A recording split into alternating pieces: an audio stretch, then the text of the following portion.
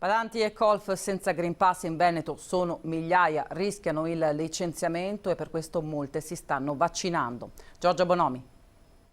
10.000 badanti e colf in Veneto senza Green Pass e quindi secondo la legge a rischio licenziamento, lasciando le famiglie senza un aiuto spesso fondamentale in casa. Con l'obbligo del Green Pass per lavorare si stima che il 60% di queste si sia convinto a vaccinarsi, ma esiste anche una piccola percentuale che non ammette alcuna mediazione. Maggiormente coinvolte in questa resistenza, diciamo, sono le persone, le badanti dell'est sicuramente. Poi venendo licenziate sanno che hanno la copertura, ammortizzatori sociali, per cui insomma non è una scelta così difficile alla fine. Attualmente chi non esibisce il Green Pass rischia anche di perdere l'alloggio, perché l'alloggio non viene mantenuto in caso di perdita del rapporto di lavoro. A complicare la situazione è il fatto che spesso sono le famiglie stesse a non accettare l'alternativa, ovvero il Green Pass temporaneo garantito dal tampone negativo effettuato ogni 48 ore. I datori di lavoro non accettano di buon grado questa soluzione che può essere transitoria in attesa di un Green Pass che sta per arrivare.